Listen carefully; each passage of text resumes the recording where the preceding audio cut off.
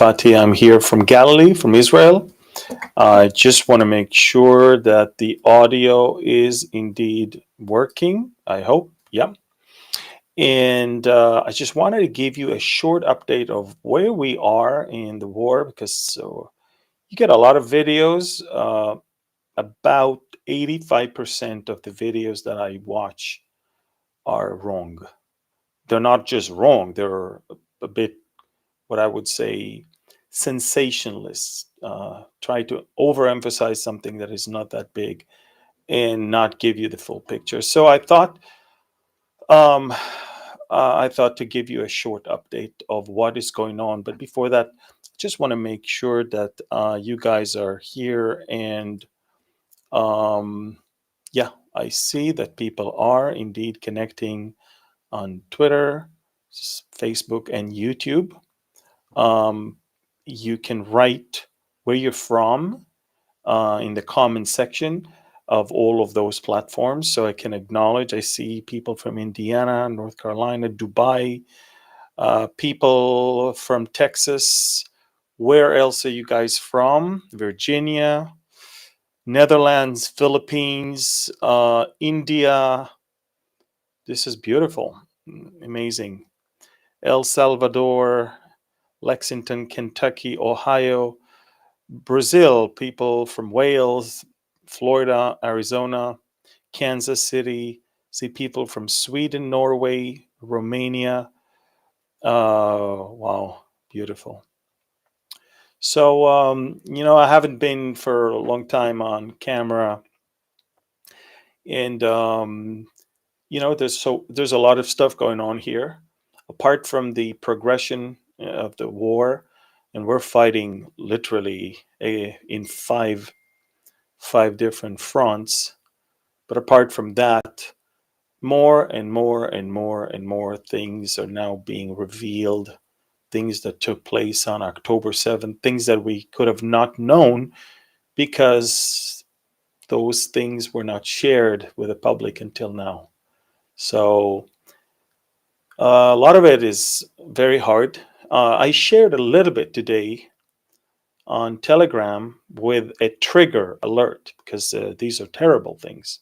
So when you see trigger alert, if you can't really take some very graphic descriptions of stuff, then don't read it. That I put several times trigger alert because it's that bad. So I'm going to start by telling you that I've got uh, thousands of messages from dear South African followers, very wonderful Christians that are uh, amazed, and they're very disgusted by their government's appeal to the International Court of Justice, as if Israel is committing genocide uh, in Gaza, which is, of course, not only that it's wrong, but if we did that, there wouldn't be a war right now. I mean, the war would have ended on October 8th. Uh, Israel has the capability of wiping out Gaza or within one day. This is not who we are, and that's not what we want to do. And the entrance into Gaza was not to just kill Palestinians; it's to destroy Hamas and all of its infrastructures, and also get our hostages back. I mean, the world forgets that somebody uh, invaded into our territory, burned houses with people, beheaded people. I'll tell you in a few seconds what's stuff that we now find out. But if that's not enough, they took hostages and into Gaza. I mean, we are in a situation where we have over 140 hostages right now, held by Hamas in houses and in tunnels. Many of them are around Hamas leaders right now because that's their insurance policy to stay alive. So people tend to forget that. That's all. Look, if Hamas would have given up right now, give us our hostages, get out of the tunnels and surrender, there would have been a war. We have no interest in being there. Our own soldiers are dying every day. but we are more than ever determined. I think this generation is a generation that even exceeds the one of 1948, and I'm very blessed to see resolve and soldiers that are, with heroic stories that I don't think I've read even from other wars that we had in the past ever since 1948. Um, where should I start? First of all, I want to tell you that again. So the South Africans. I just want to finish the sentence. We don't think that South Africans in general are the problem. It's the ANC government, and they hate Israel because of past relations that Israel had with the apartheid government, and therefore, for them, we are on the side of the colonialists, and they are on the side of the freedom fighters. And who cares if those freedom fighters are nothing but the most bloodthirsty terrorists on planet Earth in the history of planet Earth? They don't really care. And so the Palestinians will always end up being the victims. Always, they'll come butcher us, and they'll parade us through their streets, and then when we retaliate, they're the victims. It's a known thing. They always love to hold a stake on both ends, and they want to be the heroes, and they want to be the victims at the same time. But so I want to say that to all of the South Africans that we love you. We don't hold that against the people of South Africa. We totally understand the difference between the South African government and the people, and of course the Christians. But by the way, the same thing when I criticize the Biden administration. I don't think Americans in general are the problem. I think that it's the administration, and we have a lot of issues with this administration. In fact, if part of the reason the war will not be as swift as it could have is because of the US administration and its unbelievable, illogical requirements from Israel. Okay. When the US attacked Mosul, a place with 2 million people, it took them 9 months, and they did not have a US above them or any court of justice that was checking them. They did whatever, and it took them 9 months. We're only 3 months into it, and I'll show you in a few seconds where we are right now. But unlike Mosul in Iraq, Gaza is not only above the ground, but mostly under the ground. And what we find is shockingly surprising. And I'm so glad we managed to get there, because this monster has entrenched itself. You see, do you hear the F-16s? Every day, the whole day, takeoffs and landings. We live not far from the F-16 airbase. So, let me start with, first of all, with where we are, okay? And if you can press the share button right now. Honestly, a lot of the stuff that I'm going to share with you right now is going to be flagged, and it's going to be censored. So unless you share it now and people watch it now, they probably won't be able to share it later. So it'll be nice if you just press that button right now, the share button, and let's just get it going. So, and maybe I should pray before I start, because I have a very heavy heart. So, Father, we thank you. Uh, we we know you're in full control. It's hard for us to imagine a world where you are not in control, because things would have been billion times worse. But we thank you that throughout all of this, you're on the throne. And as always, you are faithful to your promises and to your people. And when you saw Israel uh, under the burden of the Egyptians, even though they were in a state of disbelief, you rescued them and you brought them back to the land that you promised them. And when you saw Israel being massacred and annihilated by the Nazis, you've heard You saved that remnant and you brought them back even in a state of disbelief. And so we thank you that this physical restoration has been done, and now the spiritual one is going to be around the corner according to your plan and according to your promises. So we thank you. And until then, we ask that you will help us being the beacon of light and of hope and of joy, the joy that you can give us, unspeakable one. We thank you and we bless you in Jesus' name. Amen. Amen.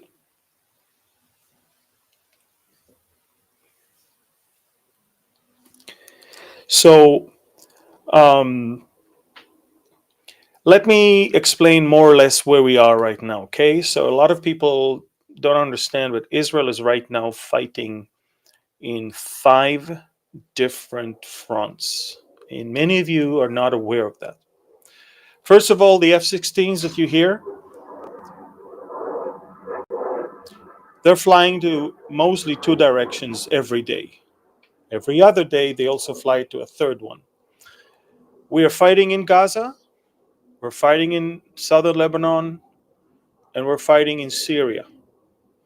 Now, we also have fighting, probably not with F-16s or F-35s, but we do have non-stop daily fighting in the West Bank, also in Judea and Samaria, where there's a lot of Palestinian that are holding weapons, and we also believe that they're digging tunnels there as well. So these are already 4 fronts, and we have our things that we do also in other fronts in a different way, in different means.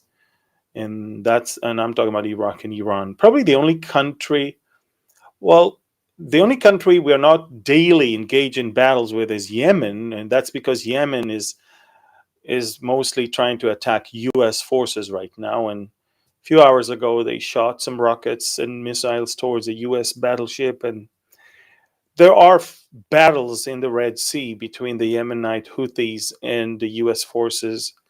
I believe that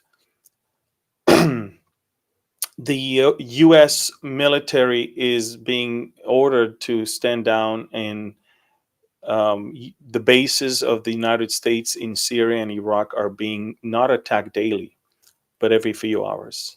More than 200 attacks of drones and rockets were already committed against U.S. bases in Iraq and Syria, mostly in Syria. Right beyond the Euphrates, there's 2 gas and oil fields, the Conoco and the Al Amr. But beyond that, there's Al Shaddadi and some other bases in Erbil in northern Iraq and others. And if you don't follow me on Telegram, you probably don't know that, but the U.S. is being attacked not on weekly basis, not on daily basis, an hourly basis. And unlike Israel, it's a small country. Whenever something happens, within a few hours, everybody knows. I think the Pentagon is not really in the habit of telling the Americans or the world how many casualties the U.S. has. So I'm just going to put it up front. The U.S. is at war, but it's not good for election years, and somebody is not telling you about it. Now, that's as far as the United States. And let me explain now where Israel is. Maybe I can put a map of Gaza so you understand what is going on. Okay, so I'll put this map, and I really hope that you can hear me while I put it. But as you can clearly see, Gaza is only 25 miles long and 6 miles wide, and it is divided to 5 different zones, you can clearly see. Zone 1 and 2 are completely in Israeli control, although we do have small pockets of resistance there, but it's more or less all the battalions of Hamas were crushed.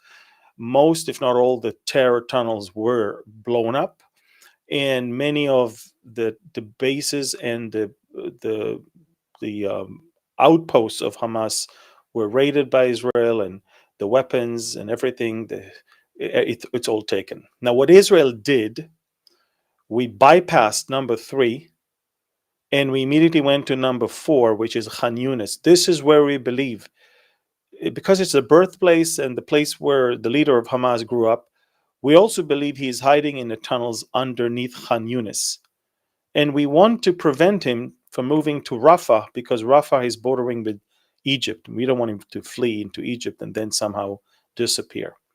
So Israel entered into Khan Yunis area, created an enclave, surrounded the city. Parts of the forces are fighting anything that comes from the outside, and most forces are purifying inside.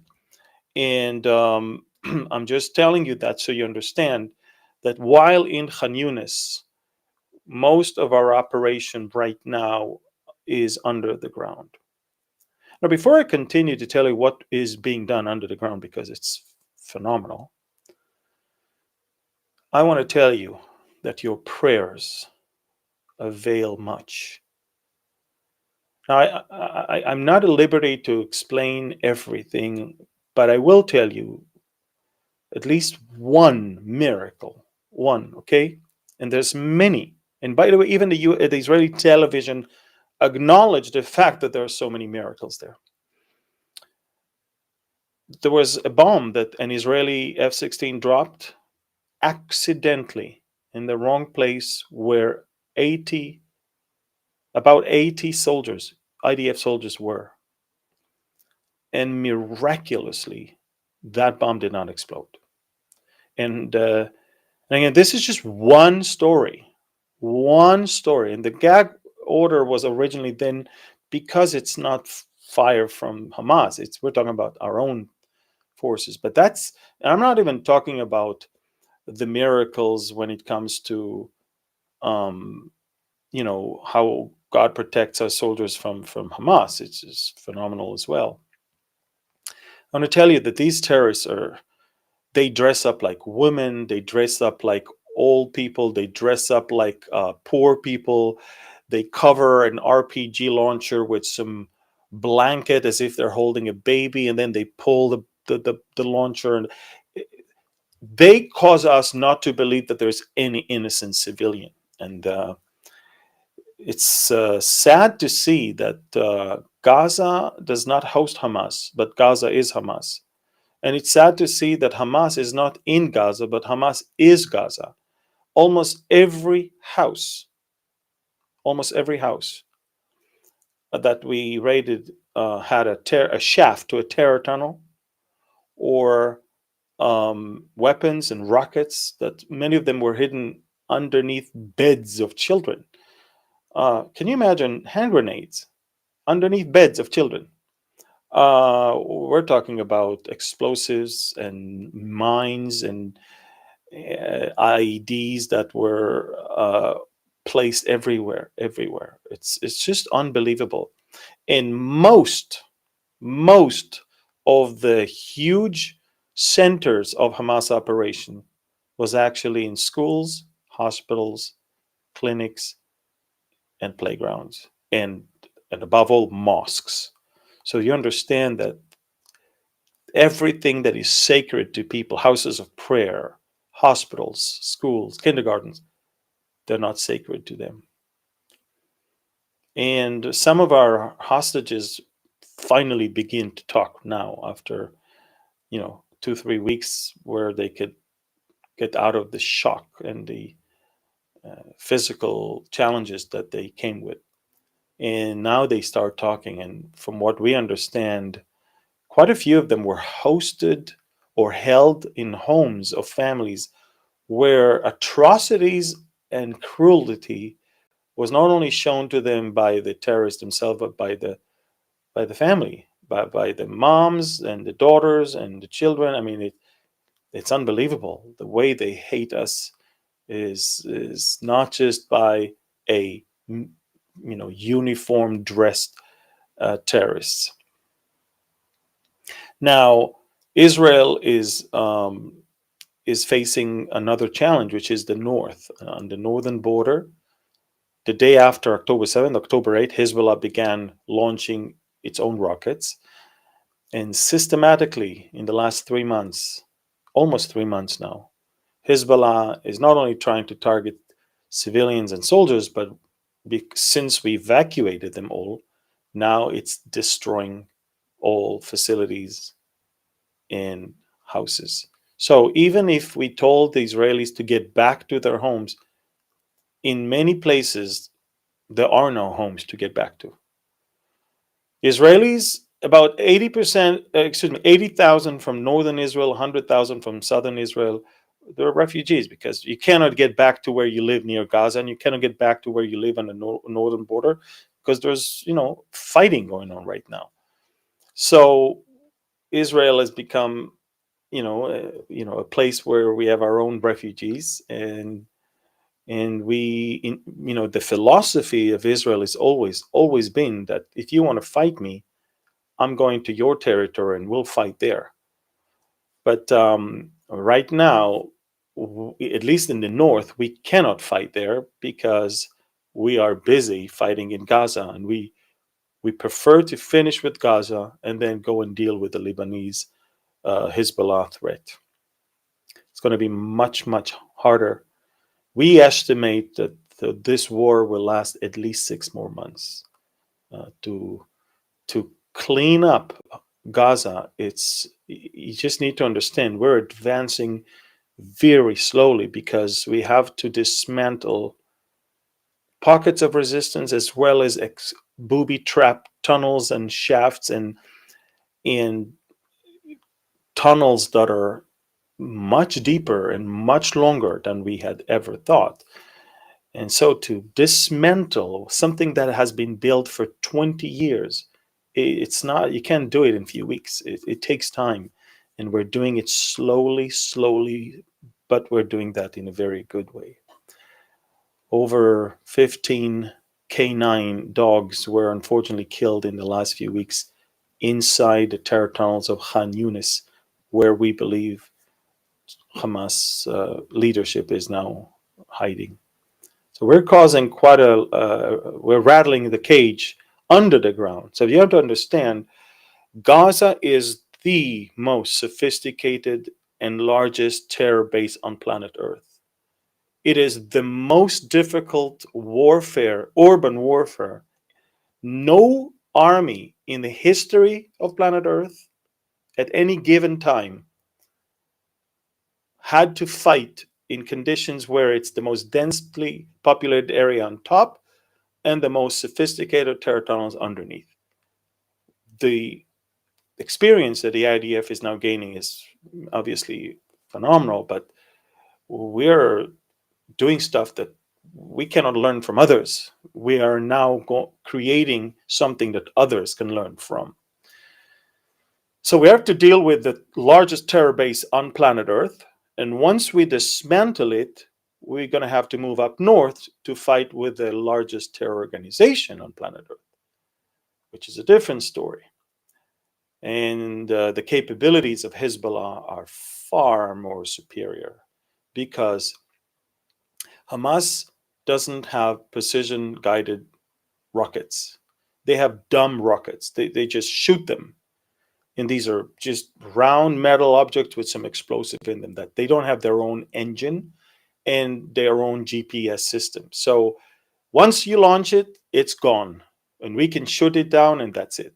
Hezbollah, on the other hand, have thousands of precision guided missiles that can be guided while in the air, and they can fly much longer, and they have their own engine, and they can hit strategic locations within Israel. And they have so many of them that even if they shoot 100 and only 10 hit the target, it's 10 precision guided missiles that hit target. But that means they hit that strategic location no matter what. So we're going to need a lot of prayers. We hope that the laser system, the laser beam that we are working now, will be fully operational. Now we're testing it during the war, but only when it's not. When I say fully operational, that means it has to learn how to work with other systems and only engage when the others cannot really deal with that rocket. You understand? I mean, there has to be some synchronization so we don't shoot down our own planes or our own rockets or our own drones and so on. So we're learning all of these things as we speak right now. Now, 2024, very challenging year. Um, I I'm not a prophet. I'm from a non-profit organization, as I always say. But 2024 is a year that can evolve into a world war.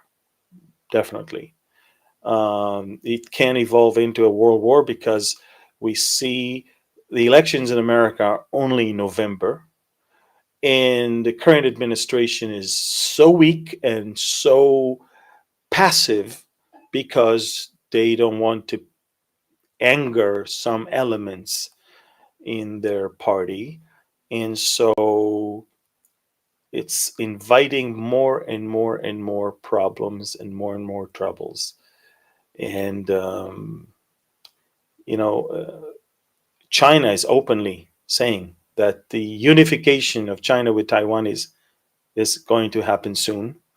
North Korea just said that they're planning in 2024 a nuclear exchange or a war with the Western world. They understand that this is the right time. Look, nobody wants someone strong in the White House because then they will not be able to do what they want to do. And it's very heartbreaking to see the U.S. foreign policy falling apart, basically. And it's just so passive and so almost irrelevant that it's just sickening. So this is what we are going through right now. Israel is fighting in Gaza on the northern border. We're hitting Syria. We're hitting them hard. We killed some very, very senior Iranian Revolutionary Guards personalities. Israel is operating not only on the border but also further. We have also destroyed Iranian militia forces in Al Bukamal on the border between Iraq and Syria. We destroyed some artillery and radar systems that then allowed us to fly further deep into Syria. And we also killed a high level delegation of Iranian advisors that came to the airport of Damascus just a couple days ago. Um, a lot of stuff is going on every day, almost every hour. And I want to urge you, I cannot, one of the reasons I don't do all these updates on Facebook and YouTube because they just censor everything, and they've got algorithms and they've got their own fact checkers and they don't allow me to speak. So Telegram has become my only domain where I can just say everything. And if you want to go there and you have to, I want to really challenge you not to put your trust much in many of the sensational videos that are out there. It breaks my heart, and there's nothing I can do because I'm only one person. I'm waiting for our studios to be ready. The construction begins in a couple days. Just a lot of bureaucracy I wasn't even aware of. But finally, thankfully, everything is signed and the contractor will begin shortly. It'll take about 3 to 4 months. We're going to move in by the end of April, and you're going to get news every day. But until then, um, Telegram is the only way I can really communicate to you everything. And I want to encourage you to join because honestly, uh, Facebook and YouTube are not going to let me say everything I can.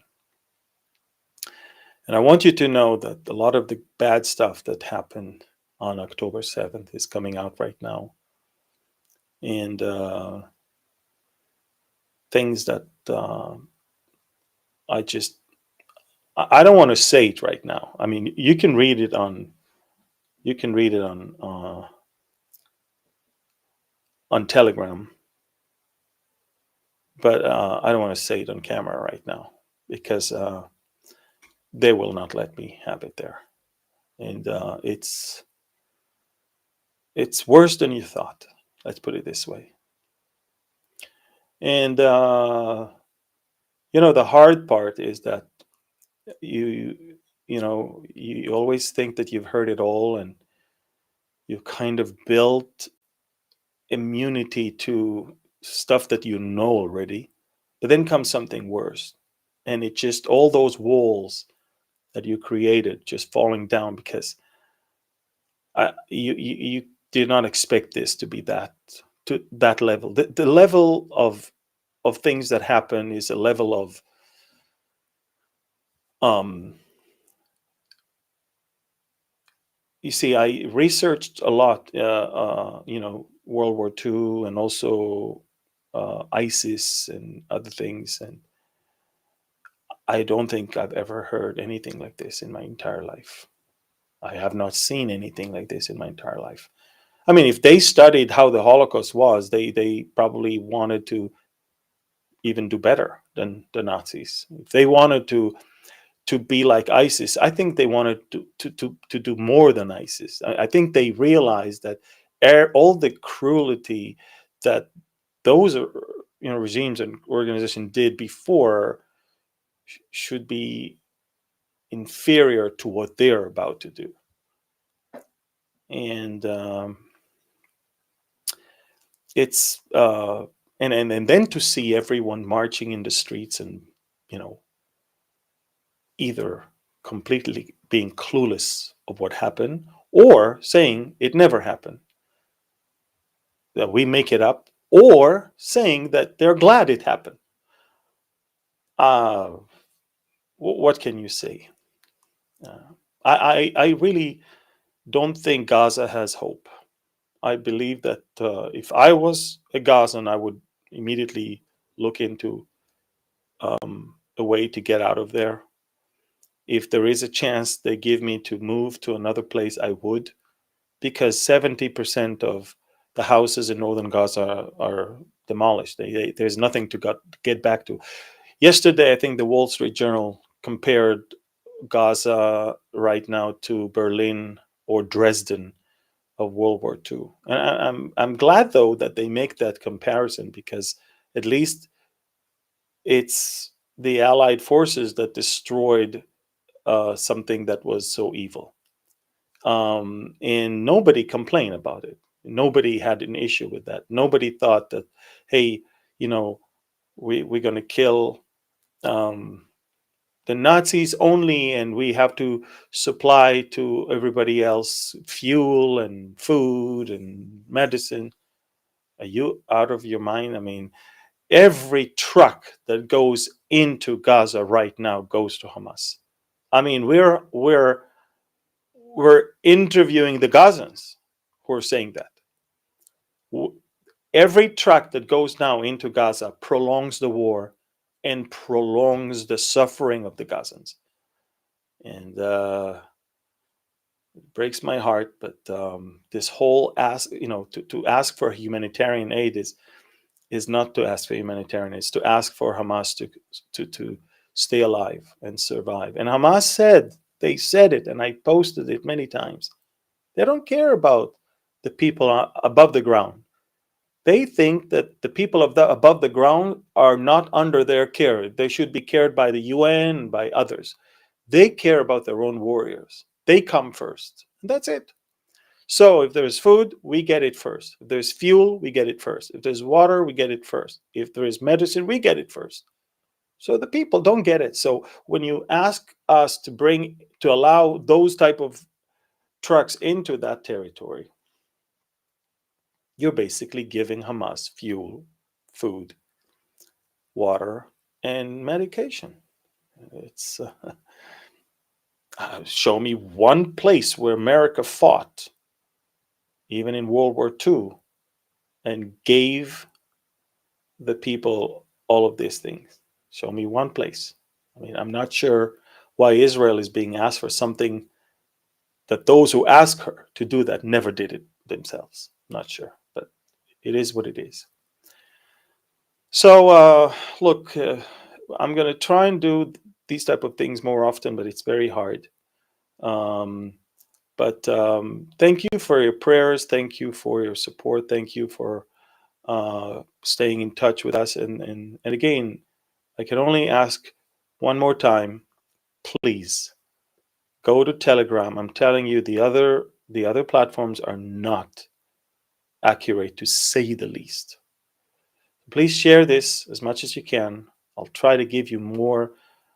Um, I'll try to give you more information about other things as they happen. Again, a lot of the activity right now is under the ground in Gaza. That's why we don't hear much. Um, a lot of skirmishes in the north, and from time to time, almost every other day, we also hit the efforts that the Iranian militias are making near Damascus and in Syria to hit us as well.